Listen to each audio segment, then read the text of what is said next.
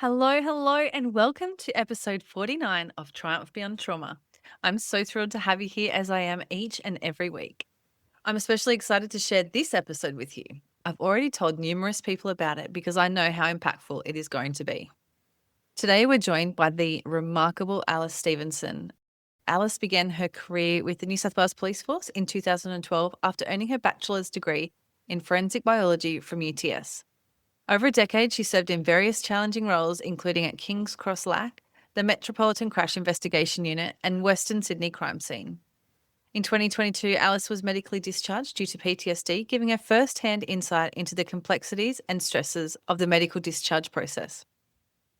Drawing from her personal experience, Alice co-founded Signal to Support, a not-for-profit charity dedicated to assisting New South Wales Police Force officers through the medical discharge journey.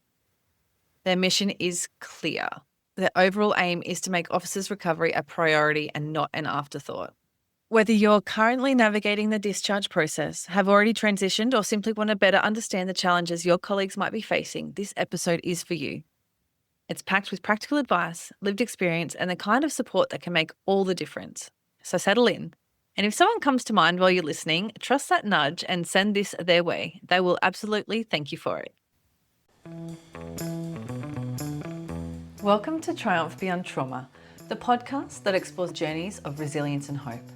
I'm Rosie Skeen, a yoga and breathwork teacher and founder of Tactical Yoga Australia. As a former soldier's wife, mum to 3 beautiful kids, and a medically retired New South Wales police officer with PTSD, I understand the challenges of navigating mental health in the first responder and veteran community. Join us for incredible stories from individuals who've confronted the depths of mental illness and discovered their path to happiness and purpose, as well as solo episodes and expert discussions. Together, we'll uncover the tools to help you navigate your journey toward a brighter, more fulfilling life. Whether you're looking for helpful insights, practical tips, or just a friendly reminder that you're not alone, Triumph Beyond Trauma has got your back. You matter, and your journey to a happier, more meaningful life starts right here. Welcome to Triumph Beyond Trauma. Thank you for having me. I'm very excited to be here. I'm so excited to have you here. After reading about what you guys are up to, very, very excited. And I know that the listeners will get so much out of this episode. So thanks for coming on. Yeah, definitely. So let's just start at the start for you. You were with New South Wales Police for 10 years. Yes, I was. I joined in 2011 and started my GDs at King's Cross back when King's Cross was fun. Yeah. Before we had all the lockouts. Then I moved to Metro Crash, and I think that was probably my favorite time in the job. I loved going to crashes. I know most cops hate it. Yeah. Most cops are not enjoying of the crashes, but I loved it. And then I finished my career in crime scene. Yeah, no. So, So yeah. you got a background. Did I read that you've got a background in forensics? Yes, before I joined, I've got a bachelor in forensic biology and biomedical science. So I joined the cops to get into crime scene, but sort of obviously took some deviations along the way when I found some areas of interest I liked. Yeah, yeah. So how did you find forensics once you got there? Yeah, it was great. It was towards the end, as I'm sure a lot of cops can empathize with, it became a lot of box ticking and a lot of filling bosses' KPIs and stuff like that. So it stopped becoming a science unit and became a little bit sort of got to get things done in this time frame, when we forget that often these are people's loved ones that have died and they want to investigate and make sure we find who it is. And we don't want to be rushing. We don't want to be missing anything that might be important. So it did become a little bit like that. We had a not so good couple of bosses who didn't allow us to do things like laugh in the office, or would tell us that resilience is rewarded. And we all know that that is sort of leads to a lot of PTSD if we only focus on resilience and not on prevention and taking care of stuff. Yeah, absolutely. So loved the work, loved the people who were my rank, but obviously there was, as there always is, some issues in management. Yeah. That sucks, doesn't it? It really does. And it's not an abnormal story. I think every single one of our clients has their own personal story with that. So is that what led you to leaving, or how did that happen for you? No. So I actually got my trauma all the way back at King's Cross, and I very unwisely suppressed it. I experienced a lot of sexual violence there and bullying as a result of that. And everyone knew it was happening. No one did anything. I'm so Yeah. within like to you within the organization. Yeah. Yeah, wow. Oh, Yeah. I'm so sorry that happened.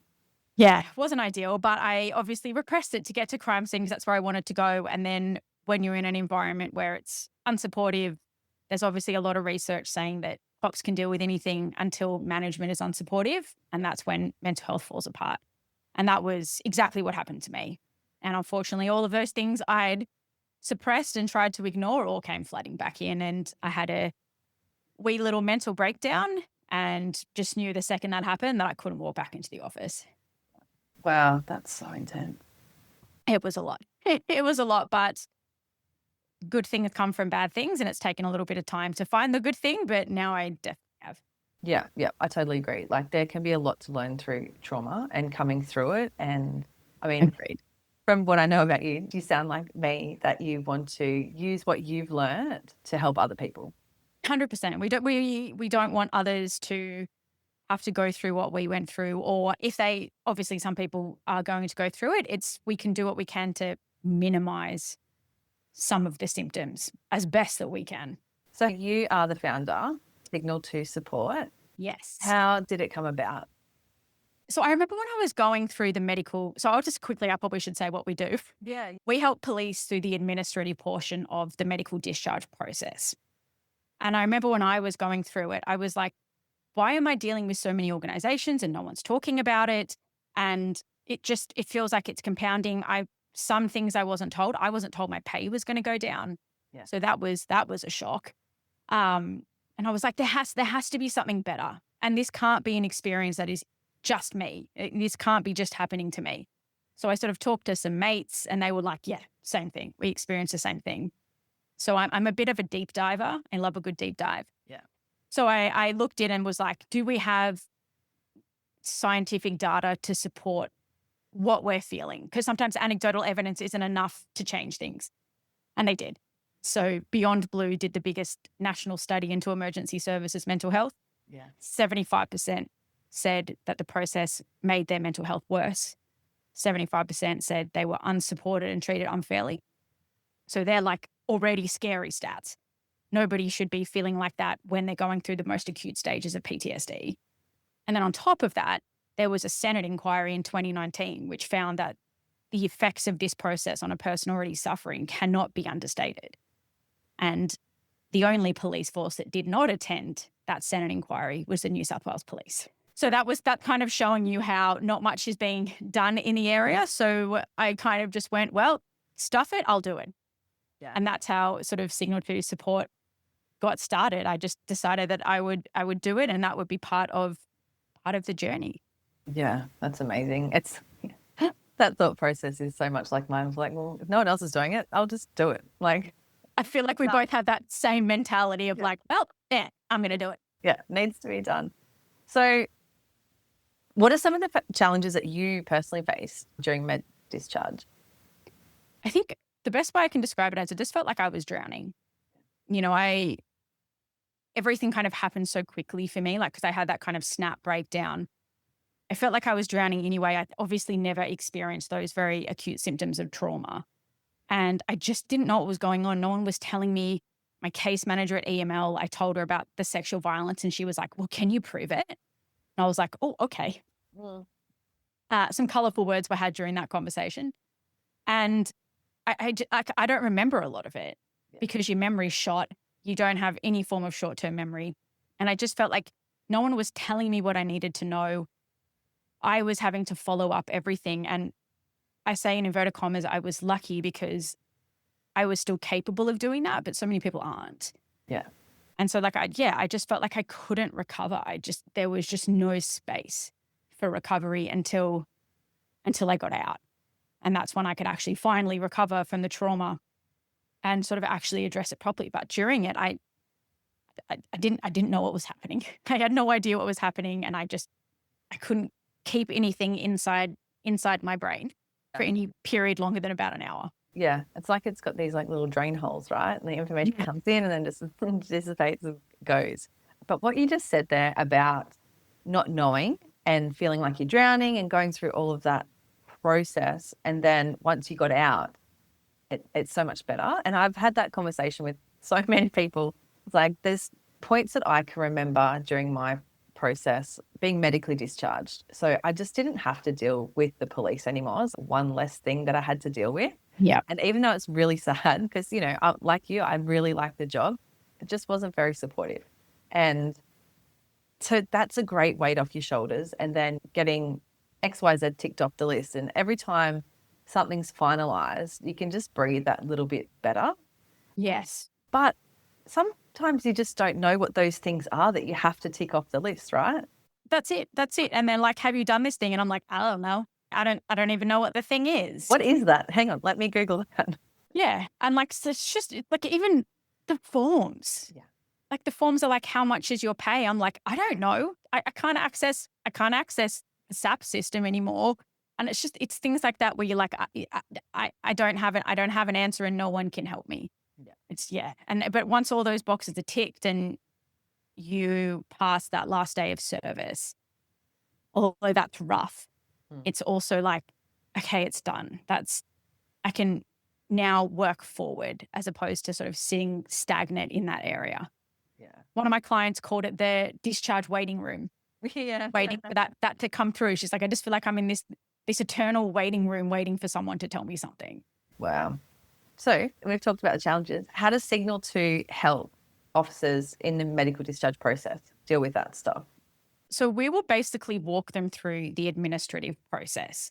So from start to finish, we'll tell you what's expected of you, what's coming next, what deadlines are coming, even things like in your first 3 months, you're going to have to write a personal statement. Make sure you've got appointments with your therapist regularly during that time, help you write it. And then that statement can stay with you for the whole time. So you can use it for IMEs. You can use it to relieve that burden further on. And we'll also sort of help with a lot of the times I'll just talk to clients to walk them through the paperwork and what needs to be said, what they can sort of not deal with and give back to their injury management unit supervisor. So we'll do like literally anything in that paperwork side of things. We'll give you the heads up. We'll tell you what's coming and we'll make sure that you feel like no matter how small, you can come to us and ask any questions you have. And then on top of that, we work collaboratively a lot with a lot of service providers. So psychologists, therapists, rehab providers, so that you can get services paid for by EML that you might otherwise not have known you can get. So that might be like house cleaning, lawn mowing, all the way up to your bigger sort of price tag things like service dogs. So we'll kind of help in any way that we can so that you don't have to be out of pocket for a lot of things during that process, especially those who are coming now through the EPSS who aren't going to have that TPD lump sum. How have you guys navigated that change? It was pretty intense, right, at the start. Have you guys got your head around the changes and how you can help now? Yeah, so we've got as much information as they're willing to give us. Yeah. So everyone's very defensive, obviously, of the new system. The union won't talk to me because I'm not a serving police officer anymore. And obviously the police are very hush-hush about how it's going to look. So we do know currently that the police are taking over TAL's job. So your income protection will be covered by the police who are self-insuring. Yeah. And they'll do that section, which I have a lot of issues with and I think will not be great for discharging police, but they will do that income protection portion. And then you can maybe at your 7 years get an extension of that to 10 years. But we have no idea how that's going to look until 6.5 years from now. Yeah. Yeah, I've got an issue with it too. Like we just had a whole conversation about how good it was when you discharged from the police. But if you got to like just hang on for that extra however many years you get, yeah, like that's not great for recovery. I don't think personally it's good for me. You're probably 6.5 years in a really sort of solid state in your recovery and doing well. And then all of a sudden at that mark, they're like, time for you to re-justify your trauma. You're going to have to go through the IMEs again. You're going to have to go back to your psychologist and get those reports again. You're going to have that reoccurring feeling of that people are trying to sort of either minimize your trauma or say it doesn't exist anymore. Yeah. So it's just, it's extending the trauma that police have to go through. And it's just entirely unnecessary. Yeah, I totally agree. So do you complete the paperwork for people or do you just guide them through that process? I normally will talk because obviously we can't do all of it because there's a lot of things that need to be signed Fine. and Yeah. confidentiality things, but we will either we'll talk them through it on the phone. So I think there's 6 forms that you need to do to get your income protection. I will normally start with my clients with the easiest one so we can get all those ones done and then move to the more complex one that requires a bit more thought and effort on their behalf. So we'll walk through literally every single question that needs to be answered and how that needs to be answered, and so it's the appropriate answer. Yeah. I think a lot of people too with the with the TPD changes a bit different, but TPD and income protection, those forms are pretty simple form. I say simple, but I mean when you're going through trauma and you're in that stage mentally, it can be really tough. But I Mm. know that a lot of solicitors will charge some hefty dollars to have those forms completed for you. So it's really good for people to know that you can actually do it yourself. You don't need a solicitor to do it unless, obviously it gets knocked back and you've got to sort of go through that process. But the initial ones can be completed. And if you are struggling, like how good that you guys are there to help through that so people don't have to fork out more money. Definitely. And so we sort of say if you are going to go for the TPD, you do the income protection. And if you want to get a lawyer, then we have ones that we can recommend. But at the moment, what's kind of happening is because Aware Super and TAL are like, we want to be done. We want to be done with police. They're kind of pushing through the TPD a lot quicker than you and I would have gone through it. Yeah. And so it's some people are getting their TPD before they're medically discharged. Wow. So it's for me, it took months and months and months and months. Yeah. But because they're trying to get everyone out of the system, things are moving a little bit quicker than what they did before, which is great because it's requiring less effort from discharging police to just get it done. That's so, so good. Amazing. I think people will want to know, like, this sounds really, really good, but you guys don't charge anything either, do you? You're Nothing. a charity. Yeah. No, nothing. That you will never have to be out of pocket when you are dealing with us. So we will make everything. So we will eventually start doing sort of adjacent programs like surf therapy. We would love to do obviously a program with you. All of that once again will be free for clients. But yeah, you will never ever be out of pocket with us because that's the last thing we want because there's enough financial burden on the 75%. We are in no way going to add to that. Yeah. And one other thing that I really love, and I said to you before, I've got it highlighted, you guys are completely independent of New South Wales Police, of the insurers, of everyone. Absolutely. Yes. Because obviously you and I know that cops are naturally a distrustful bunch. Oh, absolutely. So anything mental health, police, insurance related, if you are seen to be associated with them, even adjacently, like things like police bank or like government funding, you are immediately seen as perhaps not aligned with what police need. So we are 100% independent. We will never take money from government, police, insurance companies, or anything related. So at the moment, we are all based on donations because we're 100% tax deductible, independent grants, and also my TPD covered a little bit of the establishment kind of fees that happen. But no, we will never, ever align ourselves with that. And I always say it's probably cutting off my nose to spite my face, but I would rather be seen as trustworthy and independent and not afraid to ruffle feathers if I need to. I think EML is starting to get a little bit aggravated, which I'm fine with. I think that's great. I like I've said that EML has covered a few people to come through my program, but I'm no way affiliated with insurers. And I've had a few people say, why don't you put it to the insurers that they, provide your program? Like, well, I don't want that because I don't want people to think that I'm with them. I'm completely not. And I don't want people to think that I'm reporting back or, have any of these sorts of things that they might possibly think that I do. Like, I'm just like them, but I want to help in the best way that I can. And that's what I love about you guys. Like, I just think it's amazing. Yeah. So, and same for you. That's why I sort of realized we aligned a lot is because our want to help is genuine. Yeah. And we don't want cops to have any sort of distrust when it comes to us because thinking that we're aligned with EML is not a good thing to have. I really loved in the first email that you sent me, you said, this is what we're about. Our aim is to make officers' recovery not an afterthought. Yeah, that's sort of like our mission statement, to make your recovery the priority, not an afterthought. I love that so much because Personally, for me, I've spoken about it a few times. I wish that I had been on top of it a bit more and made myself a priority and my mental health a bit more of a priority. Yeah, because it needs to be like, you know, you and I both felt like we were drowning and we couldn't recover. But if I can alleviate that burden and answer the questions, then that's exactly what I'm doing. I'm allowing you to focus on what you need to focus on, not what the insurance companies are forcing you to focus on. Because ultimately, the whole process is designed for physical injuries. It's not designed for psychological at all. And there's no like I'm not going to lie, I may have yelled at my EML case manager yesterday because she asked me to do SMART goals on my injury management plan or whatever it is. Yeah, yeah. And I'm like, SMART goals are business goals. Like my recovery is not a business goal. Like, you're going to make me sit down and do a SMART goal. Like, that's absolutely ridiculous. Absolutely ridiculous. So it's like we just want to make sure that whatever we can is not adding to the burden. It's relieving it. That process is really horrible for mental health. And like I was saying to you, like I had an appointment yesterday and I'm shook. Like I'm totally shook again. And I'm so many years into this.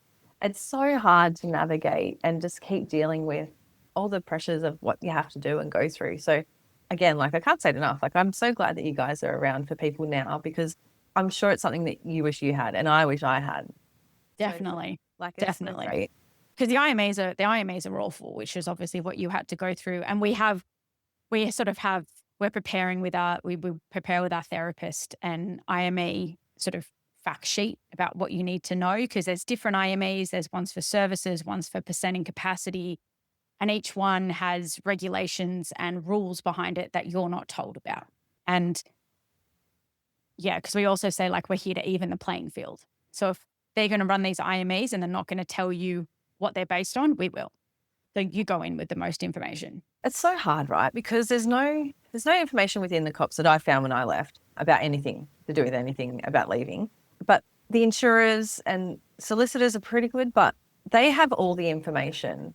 And we're literally sort of going in blind because there's nothing available where they say, like you just said, this is what this is for and this is what we need to get out of it. Yeah, it's just so tough. And most cops will talk it down. They'll talk down their trauma because they're like, oh, I guess it's not that bad. Or like, you know, how mental health is viewed in the police. So they'll like say it in a way that downplays it. And like you've got to be as honest as you can and you know, treat this IME as not part of your recovery, but instead part of getting what you need to recover. Yeah, absolutely. I think we're very, very good at playing down things. Yes, we definitely are. How have you found having lived experience and being a peer support provider? How's that been powerful, do you think? I always say it's healing through helping. So it's been, yeah, I like it's just to see people's relief and kind of greater understanding of the process is so validating and healing for me. And to know that hopefully they won't have to go through what me and all my friends and the people I know and like you have gone through. It's been fantastic. And also there's something really nice about seeing them have their experience validated and to know it's not just them. They're not crazy. They're not overreacting, and their injury is as significant as it feels. And I find that sort of it's a nice feeling. It's nice to know that we're actually helping and that it's needed and people want it. And yeah, I don't really know how else to describe it, but validating. I think too, because one of the things that we lose is that like camaraderie or mateship or whatever name you want to call it, but being part of a group. And I think there's not many groups like policing and defense. It's quite, yeah. It's a little microcosm. It is a microcosm. So what I've found too, like doing this and talking to police, like I get that feeling back a little bit of what I feel like I've lost. I feel like I've lost that community. And I can imagine that would be the same for you guys because you're on the other side of it, which is really nice, but you still get to talk and be with the people that you sort of, that get you and you get them sort of thing. So I can imagine that sense of community would be there for you personally as well. Definitely, because we obviously have a very specific way of communicating. And it's nice just to have that back for a little bit. Yeah. And just to talk to people. And once again, just have all of your mutual experiences understood. And yeah, it's a very unique community. And a lot of people grieve that. They Yes. grieve that loss. So if we can kind of try and recreate it, even if it's just a client and service provider relationship, then that's fantastic. And that's also what we aim to do with all these, and what you aim to do as well with all the services you provide, is to kind of create that camaraderie, bring community back together with a focus on recovery. I think the other thing too with that is that with a lived experience service provider like yourself, they don't have to explain what's going on for them. Like internally, you know the Yes. processes, but you also know the feelings that they're feeling. So I think that will bring down a lot of barriers for them getting help, right? For sure. One thing I've really noticed that has been big is they don't have to explain the issues with sort of management and the issues that are faced there, because they're very specific to police and very specific to a rank structure. And not having to explain that, or have someone be like, oh my God, I get it.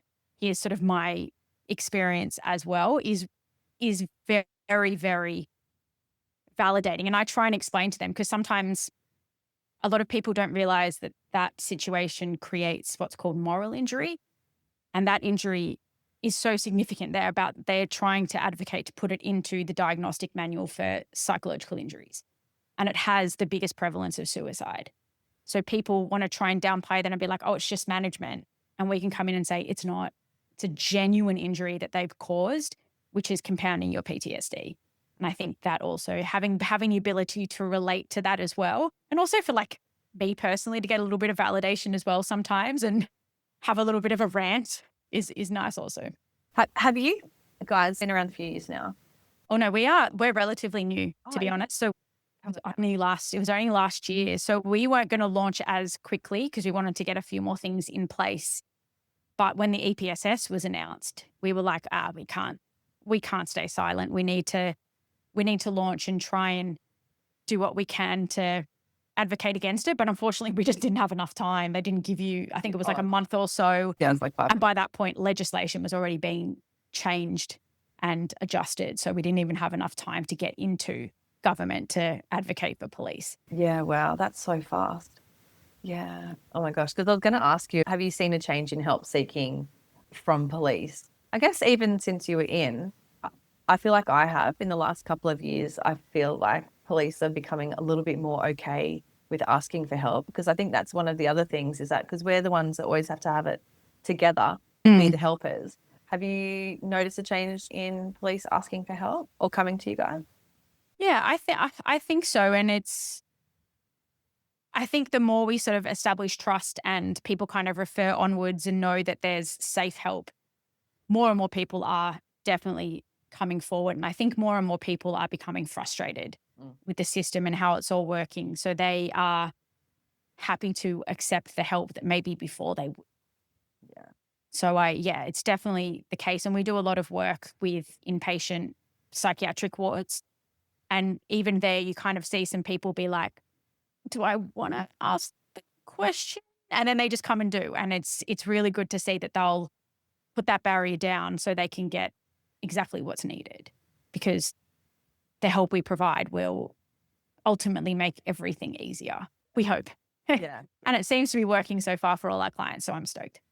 So is that with St. John of God are you going down? Yes. So I go to St. John of God every fortnight, and we are about to start with South Coast Private, which has a whole floor for emergency services and veterans. So we're about to just negotiating how that will work as well. But we aim to get into most of them, especially the ones where police officers are making up the majority of their inpatients. That's amazing. So what else are you doing and who else are you working with? So we have a few rehab providers we use. So we use At Home OH&S and Access. They're very, very pro-police, very willing to put in the hard yards to get police what they need. We also work with Jen Gibbons. She's from Soulful Clinical Services, and a lot of my clients have appreciated the work she does. We're working collaboratively to create a few documents as well for police, especially for IMEs. And there's a few, like, we'll work sort of with people, psychologists and psychiatrists as well, on a one-on-one basis to help them write reports and to get what needs to be in those reports to allow for the most advantageous outcome. That's awesome. So good. Such a great service. How has it helped you with running a charity? I mean, I know it's only a short period of time, but have you noticed anything that you're getting out of it more than what we've already talked about?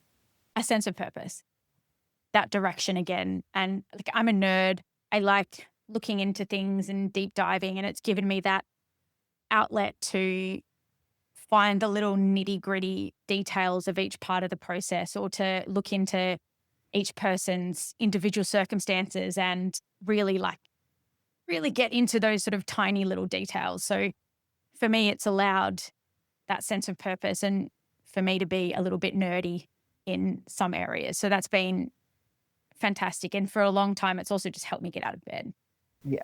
Those days where it's a struggle, I have to get out of bed, and I have to make sure I'm on top of self-care and I'm getting all the things I'm supposed to do. Like my psych, which is the biggest one that gets me out of bed. My psychologist has recently said, because I work from home predominantly, he's like, you've got to walk to work. Yeah. So I leave the house, take my dog out for half an hour, walk back in, and I'm at work now. I've walked to work. Yeah. So just doing little things like that help my mental health and my drive to go forward. And ultimately what we aim to do is, when we have the money and the client intake, we will employ new case managers who will only be discharged police. And then that will sort of pay it forward for a sense of purpose for more officers. So that's kind of our long-term goal. I think, we both know, sense of purpose means so much. And I don't think you realize it when you don't have it. But when you find it again, I think it's so powerful. You're like, yes, this is what I've been missing. Like literally a reason to get out of bed. 100%. And because our identity was so tied up in the cops, and you've got to sort of, I guess, detach from that and find out who you are outside, having that sense of purpose helps with that. Is there any ways in which the broader community can help support the mental health of first responders? I think so. I think it's firstly listening to those with lived experience and understanding and getting a little bit angry. Getting a little bit angry that 769 cops left last year just medically discharging. That's not leaving, that's medically discharging. And that's going up by 20% for the last decade. So they should be angry, like make noise. Like this is your communities that are being failed by the lack of support for police officers. So I think that for me is a big one, like not to stay silent. And then I think also like contributing how they can to organizations that help cops. So whether it be donating, whether it be volunteering, anything like that, I think is really important, because if you can't support directly, support indirectly. And then I just think, listen and remember that these people are human and they see what a regular person is not meant to see. So if you see cops, treat them as nice as you can and just be there for them, advocate for them in whatever way is possible. A lot of people do forget that there are humans behind uniforms, I think. Yeah. Just see blue. Yeah, exactly. Or, whatever color it is. That they're actually human and they have families and people that love them very much, and they're doing a really tough job out there. I always think to myself, like, when I'm walking down the street, I'm like, if all these people knew what my eyes have seen. Yeah. Like, it's wild. And the longer I stay out of the cops, the more I'm like, yeah, that's not normal. Yeah, that was messed up. That last job I went to, that was messed up. So I think it's remember that these people have seen what they've seen, so you don't have to. Yes, that's so important.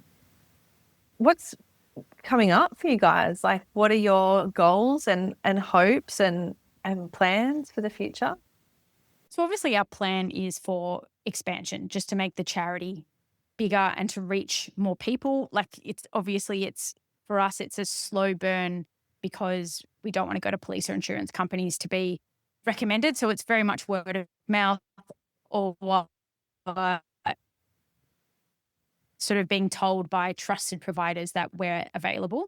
Yeah. So I think just for us, it's for all cops to know that we exist and that we're here. And then I think there's also on top of that, like a little bit of advocacy, a little bit of trying to help modulate the system in whatever way we can in the background to make things better.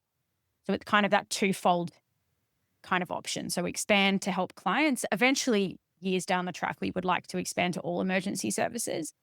But at the moment, obviously, New South Wales police are our focus. So it's expansion, employ more case managers, and then also do a lot of advocacy in the background. Yeah. So there are kind of two main areas of focus. That's so good. I think, expanding into other emergency services, like you'll be totally able to nerd out on the nuances there. I know, 100%. I went to a conference in March on moral injury, and I had quite like an AMBO come up to me and be like, I'm in, like, let me know when you want to extend to AMBOs. And I'm like, I want to be involved, and same for like fireys and stuff. So I think we'll have a lot of people who will help us out when we do eventually get to the point where we can expand and we have those resources. Yeah, awesome. I think that's so cool. And I know it will alleviate, and I'm sure you already have alleviated so much pressure that people put on themselves. And, it's so, so hard. And I don't think people realize until you're in it, like it's really difficult to get through, because you're also navigating like probably the worst mental health you've ever had in your life. Oh, like 100%. Like you can't understand like the moments of disassociation or the moments where you can't get out of bed or anything like that until you're deep within it. And when you're deep within it, that's your world. There's nothing, anything else is just like white noise in the background. Yeah. So to have to, like, I know we're giggling because it's almost a joke, I think, to have to go through the stuff that you have to go through on paper when you are in such poor health.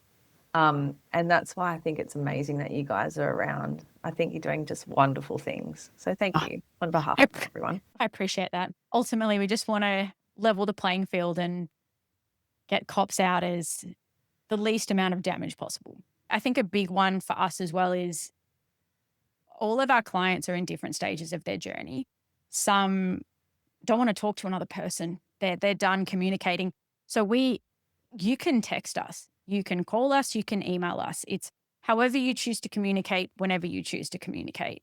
And if you're working with us, but then things fall apart and you want to disengage for a bit, then that's fine. There's no right way for you to engage with us. And for some people, they want to predominantly text, some email, some prefer calls. It's really at a speed and a manner that each cop is capable of, because everyone is entirely different and at an entirely different stage. So contact us however works. And if you want to tell your trusted service providers like your psych and stuff, or can you contact Alice and tell her to get in contact with me? Then you can. On our website, there's a referral from service providers, and I can reach out first if that's easiest, and you get in contact whenever's easy. I love that, because that sense of agency you seem to lose as well for a period. Like you don't feel like you've got many choices that you get to make. Yeah. So that's really, really important. Yeah. It's useful. I wish I had that. I know, me too. Do you have any advice for even police that are listening that are still working but might be looking at the med discharge process in the future? Do you have any advice for them? I think sort of the two things. I think the first one is give yourself grace. This decision is not an easy one. Sorry. It's a hard one. There's a lot of grief involved and a lot of anticipation of grief, and that's normal. So give yourself grace around that, and you're allowed to be upset. You're allowed to be sad. You're allowed to want to like put it to the side and ignore it for a little bit. So I think that's the big one. And for those cops who are still in and looking to leave, never worry alone. is a big one. Talk about it. Like, talk to people like you, like me, who have been there, and you want to kind of just offload a little bit and ask questions. Talk to therapists, talk to family, talk to friends, because the second you worry by yourself is the second that things ruminate and things get worse. So I think that's a big one. And then with that never worry alone, that leads into ask for help when you need it. If you need it, ask. So many of us didn't, and it didn't end so well. No. It protracts the process, right? Yep. Struggling through it is not helpful. Yeah. Resilience is not something, I think, in most circumstances, especially when you're suffering, to be proud of. Don't be a hero. Don't think because you're keeping it together and you're being strong that that's what's best and you're keeping up appearances. It's okay. It's okay to struggle, because what you do is not normal. Yeah. It's not normal. You're not meant to see that many deceased. You're not meant to deal with those awful parts of society. So I think it's just grace and don't worry alone. Yeah, perfect. Thank you so much for coming on today, Alice. I cannot advocate enough for what you guys are doing. I think it's amazing, and you're going to help so many people who really, really need it and, might not otherwise have asked for it. So thank you so much. And yeah, thank you as well. Thank you for providing these programs that look into therapeutic techniques that are not just psychology, which I think is so important. There's those things of mindfulness and yoga and connection back to self are tools that we don't use enough in recovery. Oh, I could not agree more, and I could definitely talk about it for a really long time. But I think, we forget that we are a whole person, and I think when you are seeing the people that you see in that process, I feel like we're just brain that are walking around with our bodies just along for the ride. Yeah. And to connect back to your whole self is so important within the process. Regulate that nervous system, move it back into a more calm state of not in fight and flight, but rest and digest I think is what's great about yoga, mindfulness, and breath work. Yeah, I couldn't agree more. Thanks again. Thank you. And I so appreciate you giving me the time to talk about Signal 2 support. I hope you've enjoyed today's episode. If you have, make sure to hit subscribe so you never miss any new ones. We release fresh content every Tuesday. And while you're there, take a moment to leave us a review. I would genuinely appreciate your thoughts. Don't forget to connect with me on Instagram and Facebook at Tactical Yoga Australia, and share this episode with your friends, family, and workmates to spread inspiration. Your support means the world. My name is Rosie Skeen. Join me again next week for another empowering and positive episode of Triumph Beyond Trauma. Until then, be kind to your mind and trust in the magic of your consistent and positive efforts. Triumph beyond your trauma is closer than you think. Have the best week.